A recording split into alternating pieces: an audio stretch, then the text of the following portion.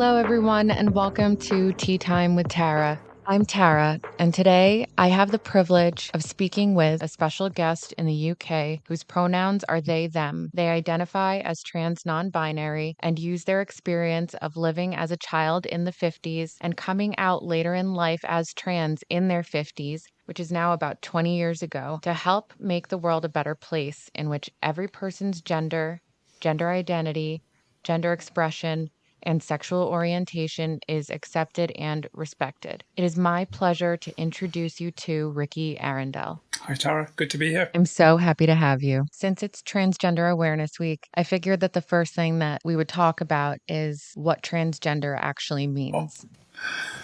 Yeah, that's a moving feast. It keeps changing. I was very young when I realised there was something not quite right. Right. The term transgender came about when a very well-known trans woman had died a few years ago, Virginia Prince, decided to start living full-time as a woman. But she said, I'm not going to have any surgery. I'm transgender. And that's how the term emerged. But what has happened since then is that the term transvestite became associated with middle-aged men who cross-dress and go out to, transvestite parties, and often with too much makeup. And it was a sort of stereotype. I mean, you think about Rocky Horror Picture Show, right? Tim Curry. That's exactly it. Yeah, I think probably the Rocky Horror Picture Show was what finished it off, because sweet transvestite from Transylvania, and that sense of overdoing the dress and the makeup and the 60-year-old people dressing like 18-year-olds, and I did that.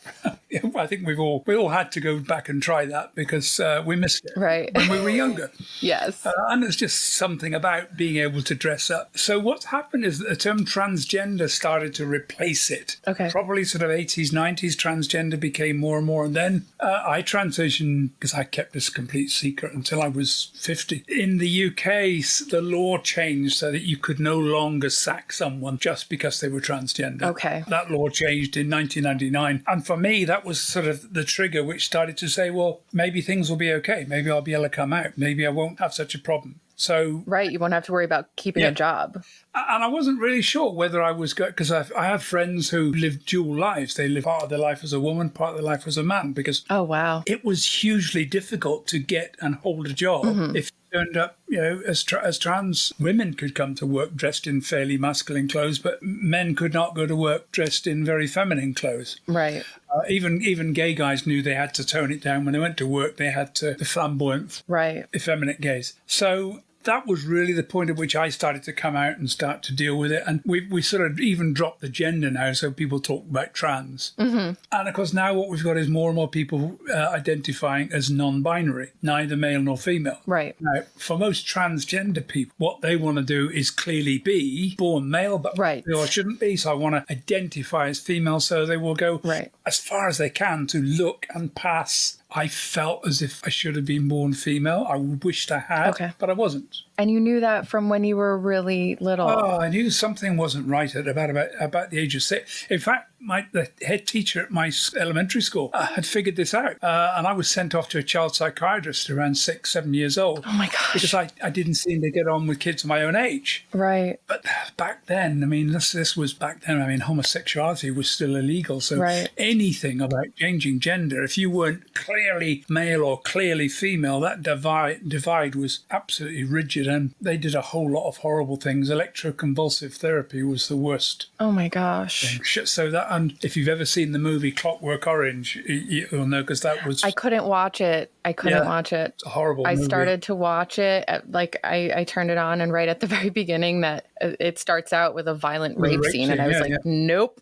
No, I can't. Really? I was not in the right headspace for it. So it got worse. Okay, so the leader of that gang eventually is put through electroconvulsive therapy, where they keep showing him images of violence. He gets an electric shock so that he begins to have a bad association. So it's all about trying to shock it. They still use it. It's still being used for some mental health conditions. But it was used for people who were gay. It was used for people who were trans. But when Alan Turing, he was the man who was behind cracking the code, the Nazi codes with the Enigma machine, and he was gay. Yeah. And people knew he was gay. And after the war, he was arrested and offered the choice between going to prison or being chemically castrated, which basically meant given female hormones. Oh. the same hormones that trans women take to alter our bodies. Right. And he couldn't cope with it. Interesting. So he committed suicide. But that gives you some sense in the 1950s of the way in which trans and gay people were really being treated in an awful way, that we were considered something really seriously wrong. Right. That had to be embraced. Yeah, it was considered like a mental illness, basically. It was definitely considered a mental illness, but it was more than that. It was actually considered a crime. Yeah. Ugh. So that must have been terrifying as a little kid to be so afraid of being found out. Well, nobody talked about it. Nobody said anything about it. You grew up not knowing what was going on.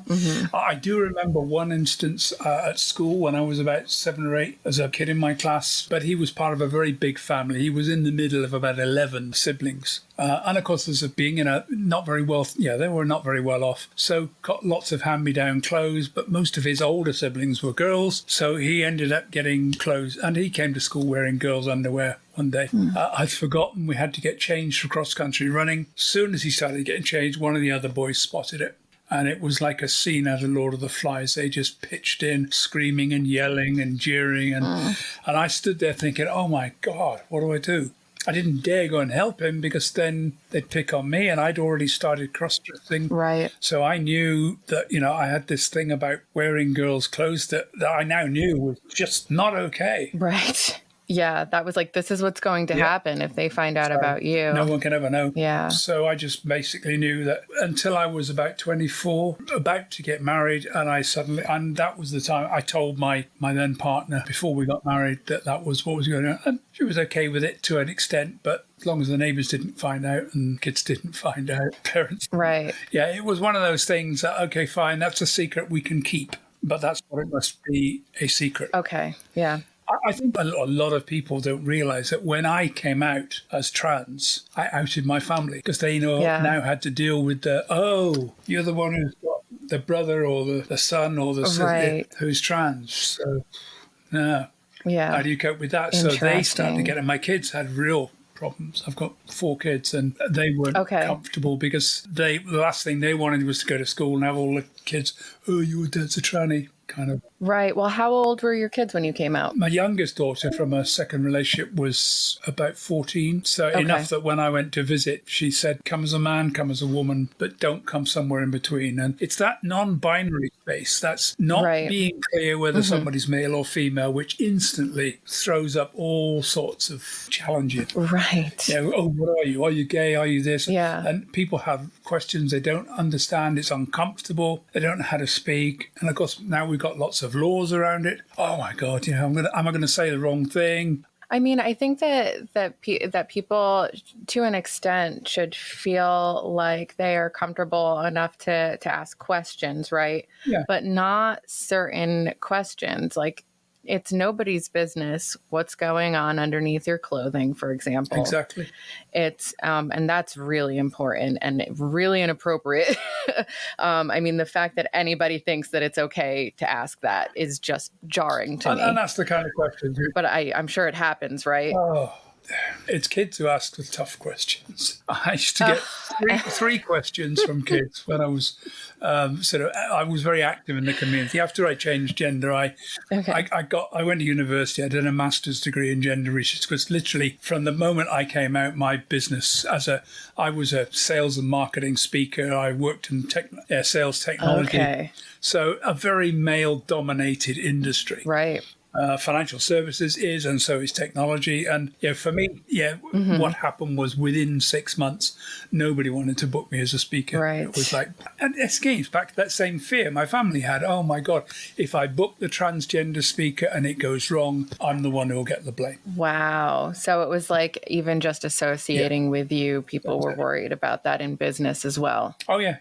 And it's always been like that. Some people embrace it. Some people just don't want to know. I think half the people I know I've never spoken to again since I came out. Oh my goodness. They just literally didn't want to know. I have some family members as well just said, no, can't handle it. So what was coming out like for you? Like what did that entail? I was pretty much at the top of my game this time. And then a few things went wrong. I was in a relationship which fell apart. Okay. I had a little bit of a problem with the tax office, the revenue, that they didn't believe I'd paid as much as I should have.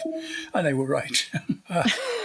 So they came after me for quite a lot of money. I had to make some major adjustments to life in order to avoid bankruptcy. So I'd been doing a lot of work for a big technology company, helping financial advisors learn how to shift from using paper rate books to trying to use computers. Okay. This is all the way through the 90s. So it was that sort of embryonic period where we're all having to learn to adjust from a largely manual world into a very digital one. Right. And I was at the front of that, really having a good time. So I was actually well known. I wrote for all the financial services press. I had columns in 2 of them, regular contributor to some of the others, spoke all over the place, all over the world on financial services technology. And then the company that I did most of my work with was taken over. They sold it all off, and basically they closed the conference program down. And suddenly I was at this point and I thought, oh, what am I going to do? I need some new direction. And this whole thing of being trans just would not go away.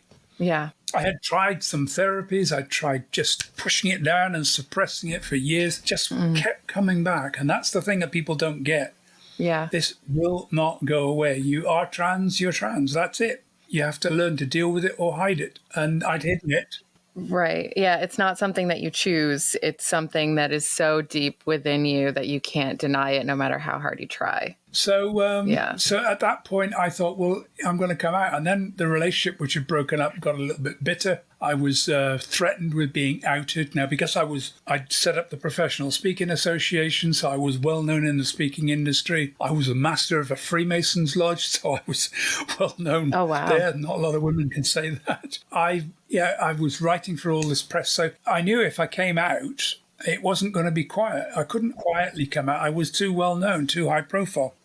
So I came out loud and proud. I turned up at an event in a sequin dress. One person knew I was going to do it. I have this thing. I love performing poetry, so I had a few humorous poems and things, and I did a little bit of a performance. And I turned up in sequins and big hair and makeup and everything else, and shook everybody. Yeah. They thought it was just me doing a drag act for the night. Right. Like it was a bit. Yeah, but then I went off and got changed into just a plain evening dress. And they suddenly realized, oh, this isn't just an act, it's something else. Right. And I was out. And I decided then, I thought, right, well, let's just see. I'd never really lived any length of time in a female identity. Okay. So it was just about Christmas time, 2001. I thought, right, let's just do this for a month. I will just, I'd had my nails done, long nails, and I'd had my ears pierced. So I thought, right, let's just go for it. And at the end of the month, I knew I didn't want to go back. Right. It took me about 6 months to unwind my life as a man and restart a new life as a woman. But there was a huge difference. I had no idea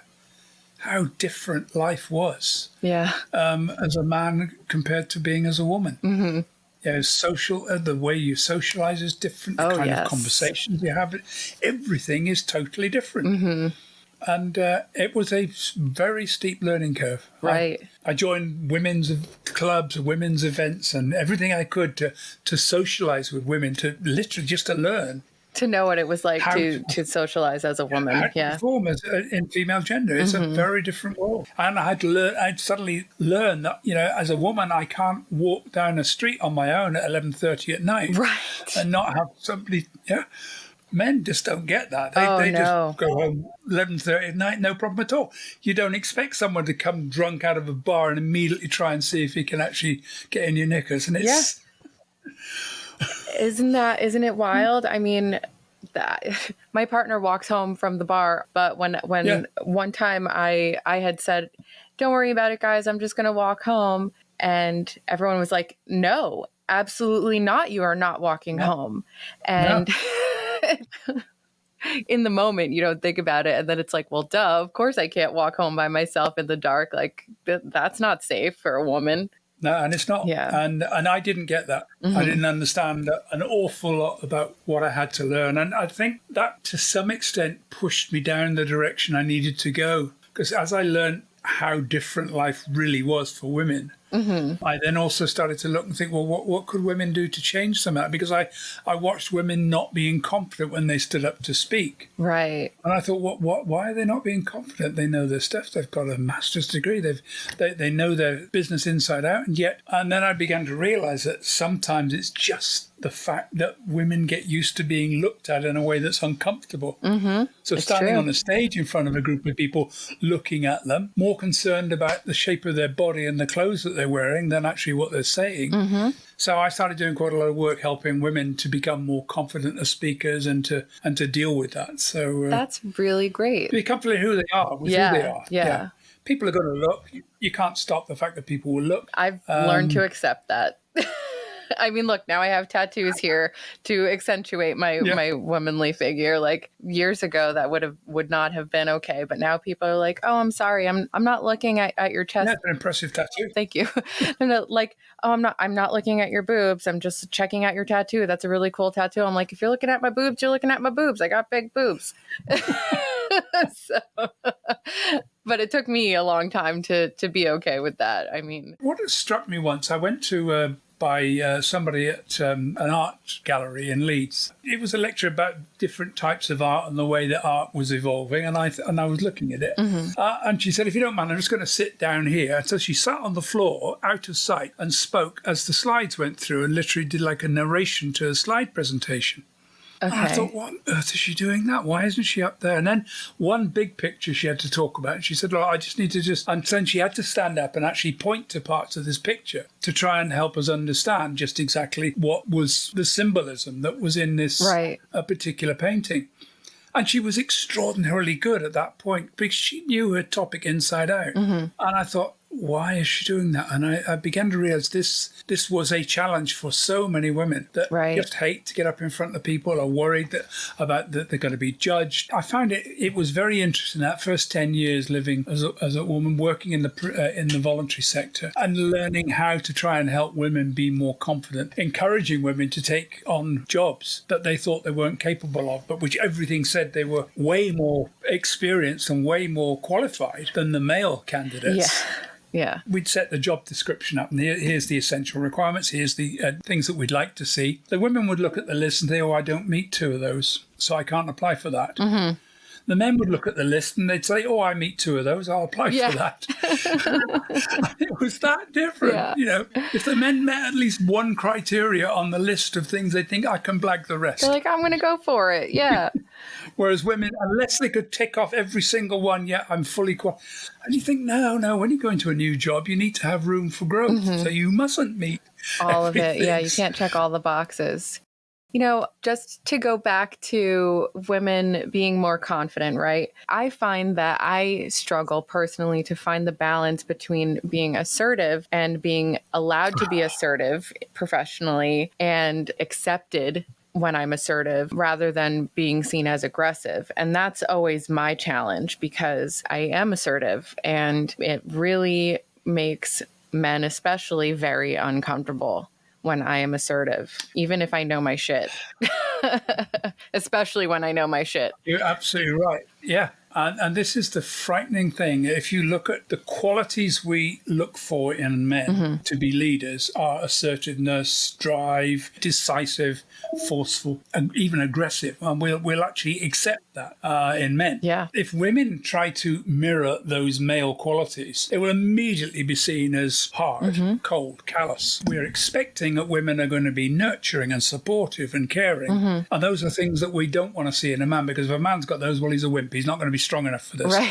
Yeah. And so what we've got is this crazy thing where the adjectives we would use to describe a man cannot be used to describe a woman positively. Right. And that's why I particularly like the whole growth of the non-binary era. Because as people start to become out more and more saying, "I'm neither male nor female, I'm in the middle," it means that we can actually have some of those male qualities that people find a bit too much if a woman's got them. But successful women have a tendency to mirror those qualities. But I know men who are very nurturing and supportive and caring, and they're very good leaders. Right. And some women who are quite assertive and powerful are very good leaders. So we have to learn to accept that qualities can pass between genders. Right. Well, that kind of goes into what I wanted to segue about with the gender being a social construct. I mean, that's because I have found with learning about gender and non-binary, because there are times when I don't feel like I want to identify with lots of very feminine presentations, just presenting as female or presenting as what a stereotypical woman is supposed to dress like, for example. I mean, today I went out in big baggy sweatpants and a big baggy sweatshirt, and that's not cute or feminine, but I'm comfortable in my body. I don't really give a shit. Or like being assertive, for example. Those are things that I've brought up at work. Hey, I got spoken to. I get I call them verbal spankings when for being assertive in meetings. And I've pointed out, though, hey, if I were a man, this wouldn't be a problem. Listen to all the men on that same meeting and listen to how they speak to people. So I appreciate the idea of non-binary, like the concept of it anyway, as far as what I know, just because even though I definitely identify as a woman, I just like being able to be a little bit more fluid. Yeah, I mean, I found I got into quite a lot of trouble in the early days of transitioning because I was seen as too assertive, too masculine. Right. Yeah, I'd grown up in the corporate world, in the financial services industry. I was, up to director level. And, if you're going to be a leader in an organization, you have to basically bring things under control. If things got to be done by a certain time, you've got to be there put enough pressure on people to actually bring it in on time, or else you're going to be in trouble. Managing director of the company. Right. You can't be like, it's okay, don't worry about it. No. And people will... It's got to be like, get this shit done. And people learn how to dump their problems on their boss. I've got this problem. And you're a bit busy. Oh, yeah, just leave it with me. I'll have a look. I learned to not do that. Right. People will come in, well, I've got this problem. Okay, fine. And how are you thinking about solving it? Right. I'm not quite sure. Okay. Come back when you've got an idea and we'll discuss it. Yep. You're not going to drop the problem on me. Yep. Now, that was seen as aggressive and assertive. Really? No, that's your job. That's what you're supposed to do. Come up with solutions. Oh, my goodness. Yeah, I can't believe that. I see people say, oh, yeah, it's okay. I understand. Yeah, no, I'll deal with that. No. Especially when you're at a more senior level, you don't have the time for that. Like, you really don't. You absolutely don't. No. You've got to try. Your job is there to support and help people and help them to get it. If they haven't got the skill, then you help them get the skill so they can do it. Exactly. But I'd not been aware of the way in which women were put into second place all the time until I presented as a woman, and all of a sudden male assistants were assumed to be in charge over me. Yeah. People were checking, is it okay? She said I've got to do, is that, yeah, she's the boss. Yeah. Wow. This is, as you say, I think as we develop this whole idea of people being neither male nor female or gender fluid, a little bit male and female, and actually being in a masculine in one role and then shifting and being more fluidly feminine. There are times when I like to dress up in an evening dress and big makeup and hair and high heels. Me too. Not so good with the high heels. Feels nice sometimes. It does. I've always been very clear when at work. You have to dress for work. When you're in play, you can dress for play. But you have to be appropriate. Right. With what you're doing. And I think that's a real challenge, though. I mean, especially like for a person with, you can only see my top half, but I'm very curvy and I've always been very curvy. And I remember my mom actually telling me, honey, you can't wear those things because it looks too sexy. I'm like, I'm just wearing clothes. And that's really hard and frustrating. I mean, I just want to put these clothes on because I like the way that they look and I like the way that they feel. I mean, I can understand from a professional point, there is a level of appropriateness that you need to find, but there are things that look sexier on one person's body that don't look as sexy on another person's body. And so that's definitely a challenge, I think, too, for women. I got in all sorts of trouble with the family because I turned up fairly early on in a very low-cut top. Okay. And, I had some breast tissue. I was been taking hormones. Right. But I learned very quickly what you can do with a little bit of toupee tape to enhance things. And they found it wrong because people couldn't cope with the fact that I was sexualizing my body in that sort of way. But breasts aren't sexual. They can be, but they're, that's a whole different thing, especially. Isn't it? Yeah. I breastfed 2 kids. Yeah. They are a part of my body that fed 2 human beings for the first year, 2 years for my daughter, but for their nourishment. And yeah, they can be sexual, but they're not there for sex only. So No, but yeah, our bodies can be sexualized. And it's interesting. One of the challenges I had a real challenge over the Muslim faiths, particularly over the way I saw women being treated. And I know some Muslim women have a real problem. We've seen in Iraq. Yes.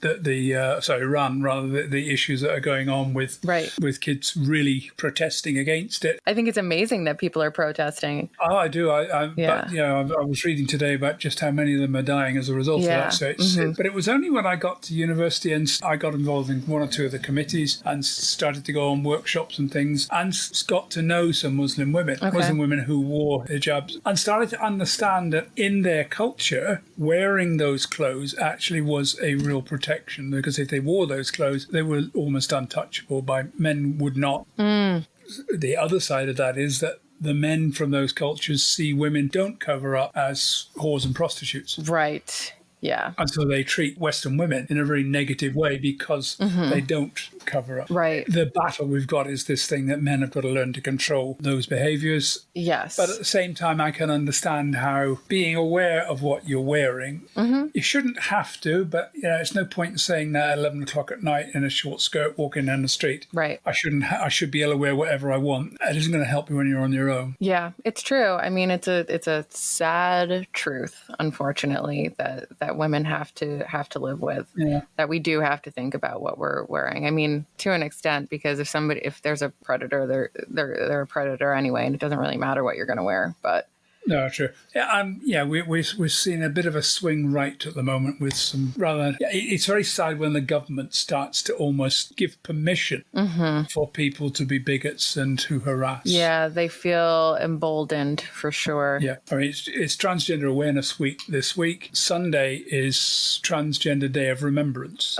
This year we're going to remember 325 trans women, mostly trans women, who were brutally murdered in the past 12 months. Oh my gosh. For no other reason than that they're trans. Yeah. About half of them were sex workers. Some were beaten by and killed by boyfriends or by family. Honor killings are quite strong among this. The worst place of all to be trans, if you in terms of mortality, is Mexico and Brazil. Yeah. Brazil in particular. Yes. But you've had a huge increase in the number of trans women being killed in the United States over the past 12 months. And a lot of them are trans women of color, too. 68% of those killed are trans women of color. I was going to say, it's like a disproportionate... And part of the problem is that there's some of those cultures in Africa. I remember meeting some Africa. Oh, we don't have any homosexuality in Africa. I thought, well, yeah, you do. I've met people from Africa who are gay. Hello.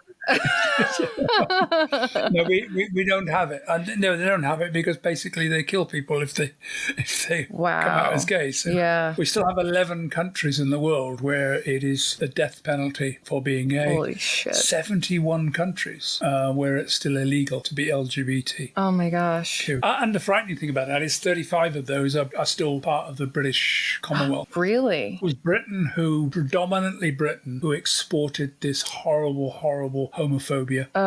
Started with Henry VIII in 1533. Okay. But we exported that negative attitude, those laws that made it a capital offence to be gay. And unfortunately, it stuck, fundamentally. So we're slowly changing it. I mean, I know, so my family is mostly from Puerto Rico. And I know for a fact that being gay there and being trans there is I don't know if there are laws, but I know that it's not okay. No, but those original cultures, the original Indian cultures in South America and across North America, had already, for hundreds of years before the Europeans started to land, had embraced this non-binary. Yes, two-spirit. Yeah, two spirits, or we call it two spirits now. Yeah. But I've got an etching that was made in 1640 of trans women being ripped to pieces by dogs while the Spanish conquistadors looked on. Now, absolutely. Are you awful. Kidding? Oh gosh. So this is what happened when the British and the Spanish and everybody started to invade America. When they discovered these third gender people who really were neither male nor female, or women who did male jobs, men who did female jobs, some who were in between, they just wanted to erase them. And finally, they put them all in Christian schools where I was just going to say, literally, it was religion, wasn't it? And now we're slowly having to erase that past and try to bring back. kind of undo it. Yeah. Undo it. And we will. I think it'll be swings and roundabouts but all the time we're actually moving forward, and the LGBT community is becoming a part of life. I think we're all accepting difference.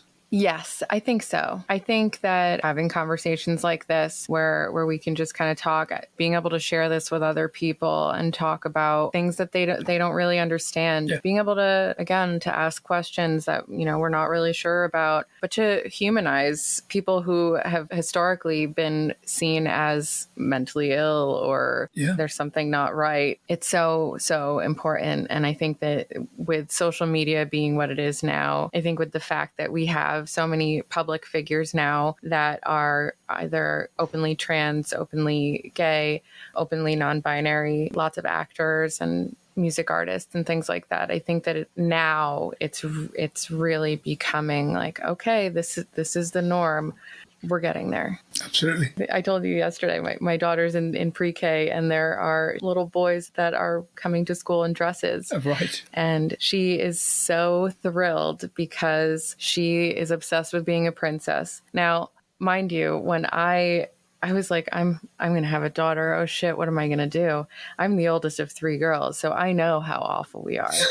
And I was terrified because we just talked about all the reasons why it's so difficult to be a woman in the world, right? Yeah, absolutely. And her nursery was black and white, and I didn't want to push the same. I had done the same thing with my son. I didn't want blue things. I really wanted to not push these gender stereotypes on them. And of course, she, being her own person, decided that she is a princess and she loves pink, which I'm glad that she discovered that on her own. Yeah. But she's thrilled that these boys are also princesses in school, and that we talked about the fact that it's okay for boys to wear makeup and it's okay for boys to wear dresses. And we've even talked about, there are some people that don't feel like they're a boy or a girl, and that's okay too. And just being able to have those discussions. She's almost 4 and she's so smart for her age and wise beyond her years, we usually say. People of my generation having these conversations with our kids and passing that on to future generations, I think is also a really big part of that. Yeah, I think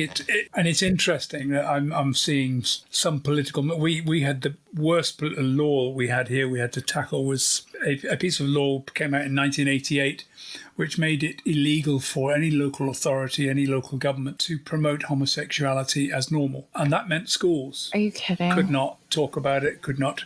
And it was very similar to the So Don't Say Gay stuff going on in Florida and other southern states. And we've got some pressure trying to come back to that again at the moment. Mm-hmm. I don't think it'll make it because we fought long and hard to get rid of that law in 2003. I do keep seeing stuff coming up where people are saying, oh no, we've got to stop schools from being able to talk about gay, and they learn all what happens. Kids will be indoctrinated. They won't. Indoctrination, that's right. Indoctrination of our children. If kids are gay, they know they're gay. If they have friends who are gay, they can be friends with them and not feel that there's any sense that, oh my God, I can't be friends with that person because he's going to try and come on to me. They don't do that. It's usually the people that are the most awful that think that. And it's like, dude, nobody's interested in you anyway. Yes, exactly. Get over yourself. Yes.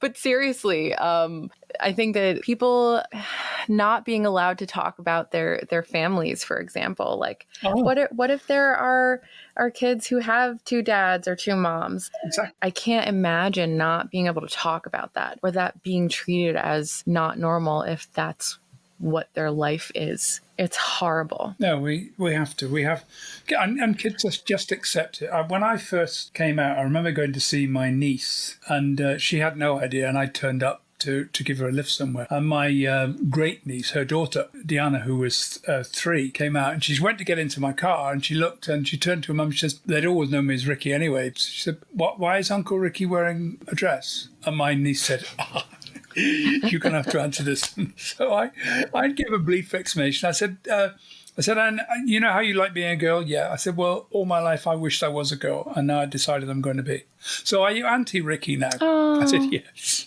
Yeah. And that was it. Exactly. Problem solved. It's that simple. It really is that simple for kids, especially. I mean, my sister has a friend who he's gay and he's very effeminate, and he likes to wear more femme clothes, and he wears makeup and stuff like that. And I remember when my daughter first started to go to daycare, she would tell me something like, makeup's only for girls. And I was like, whoa, hold on a minute, because that's not how we do things here. Like I try so hard to make sure that she understands that anybody can do whatever the heck they want as long as they're not hurting anybody. And so I thankfully was able to say, hey, remember Titi's friend? Yeah. He's a boy, but he wears makeup, and doesn't he look beautiful? He also dresses in drag, and I have other friends that do drag. And look, this is a boy, but he likes to dress like a girl sometimes, and he's really great at it. And so it's like having to constantly do that work to deprogram what she's picking up from other kids at school. Yeah, and she'll pick it, and they will. They'll pick it up from school where people pick up. Mm-hmm. I think schools have got to become a lot more proactive in stopping bullying of people because they don't conform. Yep. To a gender, because I see it so often. Kids are being bullied into conforming to, and I suppose we all do it. I mean, I was a hippie, so when I was a hippie, you had to wear the right kind of clothes, and if you weren't wearing the right kind of clothes, immediately people wouldn't talk to you. My partner was a goth, and the same. There's a goth uniform, and there's I know. Yeah. Have you seen my black nails? So each culture has its own image, and if you want to be part of that image, that's what you have to wear. Yeah. But I think increasingly we're beginning to now get to the fact that actually I can have my own image. Yeah. My son is about to be 15. And what we're noticing with the kids in high school, where when I was in high school, it was very like people dressed a certain way and you hung out with a certain group of people and you didn't deviate from that. Yeah. And what I'm noticing is that kids are really branching out, and they're not so, oh, well, you dress that way, so you can't hang out with us. Or it seems like everybody's kind of doing their own thing. Like, I'm sure because of my goth influence, my son, he wears almost exclusively black like I do. But he's an athlete, and it's all sweatshirts and sweatpants, but he's still a little gothy, but he's still one of the cool kids. Today, my daughter actually wore a black dress with the bats on it, with pink sparkly boots, of course. But I hope that it's changing. I really do hope that it's changing more and more, because I know for me, being different in school was so hard. Now as an adult, I embrace it, and my coworkers are like, "Oh, hey, Morticia." They know I'm the goth chick, and that's my nickname sometimes. Yeah. But I think we all have to have our own image. We have to be ourselves. And yes, I'm slowly sort of. Yeah. I think for a while I got dragged into that. You have to perform as feminine and female as possible. And now age and everything else, I got to the point of, I don't know whether you know the poem warning about age. When I'm old, I'll wear a red hat and purple dress, and that doesn't matter. And I think I'm getting to that point now where I'm allowed to do anything I want and be just considered eccentric. Yeah. Well, I think that because you transitioned later in life, right? Yeah. You came out later in life, and there was that whole exploring what it's like to be a woman, and what that looks like and what that feels like, and how you're supposed to act. But then realizing that you don't need to always do that as a cisgender woman. Like, I don't feel the obligation to always have to look pretty or to be really femme or anything like that. And I think that it's important for everybody to feel like they can just be who they are. I mean, my partner is kind of, we actually just talked about this recently, because I was like, I get hit on by women pretty often, and which is great because I like women too. I'm like, well, am I giving off a certain vibe? Like, what is it that makes me seem more approachable to women than other women? So then we just started kind of talking about it. And he was like, I think it's just that your energy is really open. And yeah, I think it's probably it. And it's not some like gay vibe that you're giving off. It's just good vibes, and people pick up on that. Acceptance. Yeah. And he's like, yeah, I get hit on by men a lot. And I'm like, well, yeah, that's because you're not that stereotypical male. And I'm like, but I didn't ever think that you were gay or anything, even though you do some like more femme things. It's just kind of who you are. So being able to be on that spectrum is so, so, so important, even for cisgender people.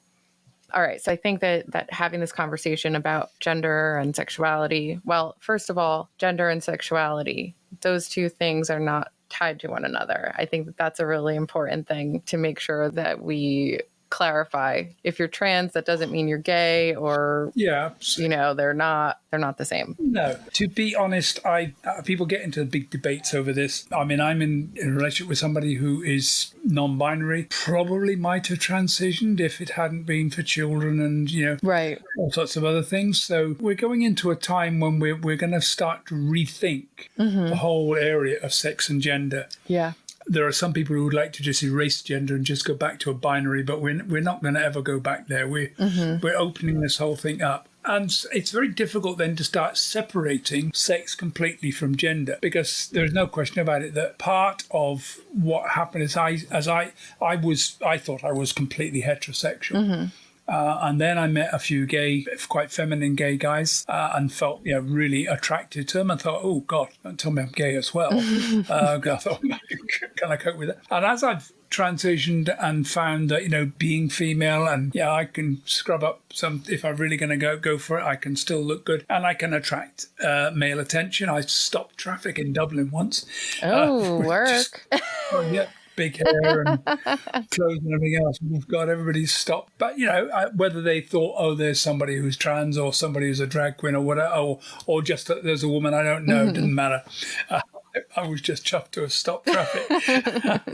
But the whole thing, I find it difficult to completely and totally separate sex and gender. Yeah. And I found that I've certainly probably more pansexual. And certainly there was a period of 10 years when I was living on my own, and I really stopped worrying about someone's sexuality. Yeah. Yeah, if I liked them, I liked them. If I didn't like them, I didn't like them. It was that. Exactly. And if that went into something sexual, then it would have gone into something sexual. It's just about a person. And if you feel attracted to someone, you feel attracted to someone. And it shouldn't really matter. I agree. And we're at a time now when we've got enough people on the world. You don't have to worry about doing this for reproduction. Yeah. If you want kids, and you're probably going to have to find some way to deal with that. But you're right. You can't look at somebody who's trans and think, oh, you're going to be a woman, so therefore you fancy men. That's not it. Right. No. Yeah. Yeah. There is no correlation, and there's no way to be able to say, because of your gender. But I'm finding the same thing about gender. People say, oh, you're either trans or you're not. Yeah. I mean, I think for me, I always struggle with having to self-identify. Sexuality, for example, I've always felt weird about saying like I'm bisexual, or I would say that I'm pansexual because I am just attracted to a person, no matter what their gender is. Yeah. It's interesting just because of the fact that here I am, wanting to talk about women's rights and what it's like to be a woman navigating the world and talking about gender and things like that. But also then being like, well, why do I have to identify my sexuality any sort of a way? And I think that that's just because really sexuality is so personal. I mean, if we want to talk about it publicly, sure, we'll talk about it publicly if I feel comfortable enough to do that. But Yes. it's really nobody's business who I want to sleep with. Exactly. Exactly. No. Other than that person or those people. No, I think people just got to stop immediately making assumptions about sexuality. Yeah. Yep. It is amazing. Just, and a lot of people you think are straight are actually not. Yep. They're just terrified to let anybody know that they're right. not. Yeah. Yeah, definitely. Fear is the thing that drives all of this. It's underlying fear that what happens if I get caught? God, yeah. What happens if everybody finds out? What's going to happen to, we're slowly getting to the point where that's no longer a problem. But most of the reasons why we've decriminalized homosexuality throughout the Western world is because it was one of the things that made people most prone to being blackmailed. Okay. Interesting. That was certainly what was behind the British campaign to change it in 1967. There were people Tory ministers getting caught out in interesting sexual engagements. Yeah. And somebody found out. It was enough to blackmail people, threaten their entire careers. If you were outed as a gay MP, you were almost certainly going to lose your job, lose your position. Wow. And that now isn't going to happen. Right. I mean, and that's something to kind of touch on. People have said, the whole indoctrination of our children, this kind of conversation would plant some idea into a child's head. To go back to what we talked about before with being trans, there's also that about sexuality where it's not a choice. It's who you are, and it's not something that you can deny. I mean, I have friends who, when we were much younger, knew that they were gay, but were afraid to come out. When they finally did, it was really horrible for them. And I remember one in particular telling me, like, I wish that I wasn't gay. It would be so much easier if I wasn't gay. Yeah. So absolutely. It's just kind of crazy that anybody thinks that anybody would choose it if it's so much harder. I know. Yeah. I mean, I must admit, once I was out, I've suddenly discovered this really vibrant community of people of the LGBTQ community. Nightclubs suddenly were much more fun. Going out, the friends I had were a lot more fun and a lot freer, a lot more able to express themselves because they didn't have this fear any longer. They were out. Whereas everybody else seemed to be constantly living in this fear of I have to show you who I think you want me to be. Yeah. There's a book that I often quote in my workshops by John Powell called Why Am I Afraid to Tell You Who I Am? And in it he says, I'm afraid to tell you who I am because if I tell you who I am and you don't like who I am, that's all I have. Oh, wow. I want to check out that book. So it's, I think this is it. We need to be able to just say, look, this is who I am. Yeah. And if you don't like me, that's the decision I had to make when I came out. I knew, because the biggest criticism I got from people was, how could you do this to your wife and family? Even though we were divorced, it was still, how could you do this to your wife and family? How could you put them through this? Do you not understand what your children are going to have to go through because you've come out as transgender? Right. You're so selfish to have come out and be who you are because now they've got to deal with this. And that was the huge... But you're just being who you are. Yeah. Yeah. That was the criticism. That was the issue. And being trans was far worse than being gay. Really? Yeah, for them. But, I made the decision, I'm going to come out. This is who I am. If you don't like who I am, walk away. Yeah. You don't have to be involved with me. I only really want to be involved with people who can accept me. Of course. For who I am. And that's it. And I think that should be for anybody anyway. I don't want to be around people who are full of shit and who are going to treat me like I need to be something in order to be in their circle. Exactly. So we've talked a little bit about how you coming out was a concern for your kids. Are they all accepting now? What's the story with that? Do you mind talking about that? I wasn't a particularly good parent. I think I was, as they got older and as I the relationship fell apart, I became more concerned with trying to tackle and deal with what was going on for me. So, I think that the fact was that at the time when I might have been able to retain a good relationship, I was much more trying to deal with being out and the consequences of that, and trying to rebuild my life. And as a consequence, I probably didn't pay enough attention to family. So it's probably my biggest regret is I didn't handle family particularly well. Yeah. But there we go. Yeah, at the end of the day, it comes down to acceptance. Once people can accept who you are and where you are and what you're doing, accept you for who you are, not image of how you ought to be and what you should be doing. Yes, and for sure. Parents are supposed to be doing this, and parents are no. Parents are people too. I mean, So the last thing that I wanted to ask you is what people can do in general to be better allies to the trans community. If we're talking about in the workplace, most people probably don't know that they've got trans people in the workplace because so many trans people are not out. Right. We know that around 60% of LGBTQ people are not out at work. Okay. Because they're not comfortable about it. Right. So the most important thing not to get involved in banter and such. Like if somebody says something that's negative about trans people or about gay people, to actually call it out and just say, hey, that's not okay. Yep. And my partner was at a college once, and a bunch of the girls in the class that she was attending were very homophobic. There was a gay lecturer, and they really started making horrible comments about him. My partner's reaction was to phone me and say, oh, for God's sake, don't pick me up. I don't want them to know that I'm with a trans woman, because then they'll start to pick on me. So that was the challenge. So we have to recognize that. So I think at the workplace, being supportive of LGBT people, if you've got LGBT people, befriend them, become a buddy. Just make sure that those LGBTQ people know that you are an ally, that you're there, that you will support them, that you will actually call out homophobia and transphobia, and you won't allow it to happen in the workplace.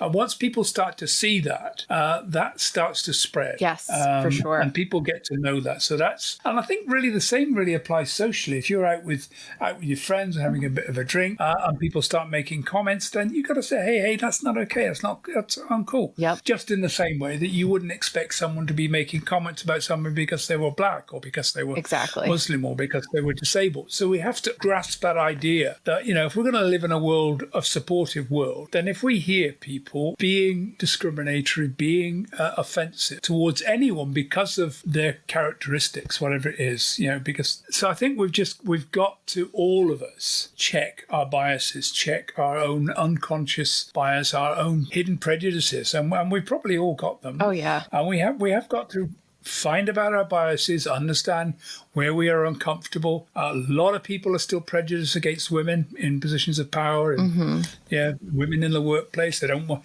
Yeah, I'm okay with women in the workplace just as long as they're not my boss. Yeah, it's that kind of.